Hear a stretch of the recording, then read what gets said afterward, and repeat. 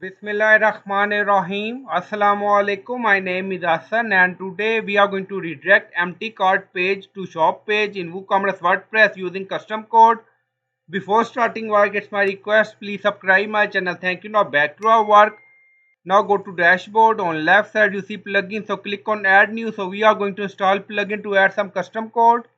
Then in search plugin, write WP code. So this is plugin WP code, insert header and footer we will use. So you will install this plugin and activate it, and after activation on left side you see code snippet, then you see add snippet, so click on it. Then you see add your custom code, so again click on it. Now create custom snippet section open.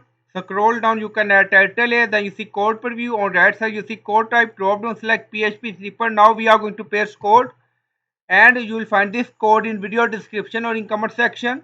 Now in code you see function, empty cart redirection, and then you see URL redirection, and you see shop page ID. So you can add your shop page link, and then scroll down. When trying to access cart page, if cart page is already empty, then redirect to shop page, and then you see when emptying cart on cart page, so jQuery, and you will find this all code in video description or in comment section. Now scroll down, you see insert method, auto insert location, run everywhere. On top you see inactive, now active, and then click on save snippet. Now snippet created and saved. Go to cart page and refresh the page.